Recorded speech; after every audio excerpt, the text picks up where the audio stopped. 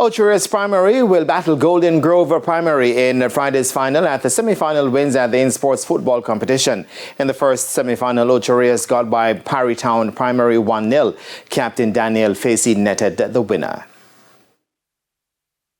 So we played against Parrytown. They offered us a very stiff challenge. As a matter of fact, they came with the better team in the first 10 minutes.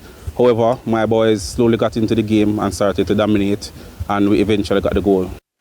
In the other semi-final, Golden Grove progressed to the final outscoring Stairtown 3-2. Golden Grove were led by 2 goals from Justin Barrett, while Joshua Folks scored the other. Nicoy Moodle and Demario Porter scored for Stairtown.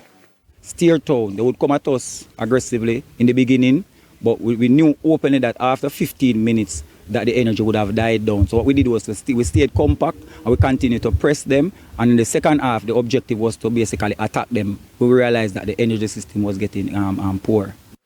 Meanwhile, in netball, Charlton Primary advanced to the grand final, defeating Watttown 11-9. Head coach of Charlton Primary, Danique Wright, is confident heading into the final. Well, I think we have a pretty good chance. We put in the work, and so we hope to reap the rewards. So I've been working with this team since September, and the fact that they made it this far, that is an accomplishment. And some of the girls were off their game today, but we're going back to the drawing board, and we hope to be the victors in the finals. The game between Bethany Primary and Golden Grove was called off due to actions from the Golden Grove coach, and therefore Bethany advanced to the final to face Charlton.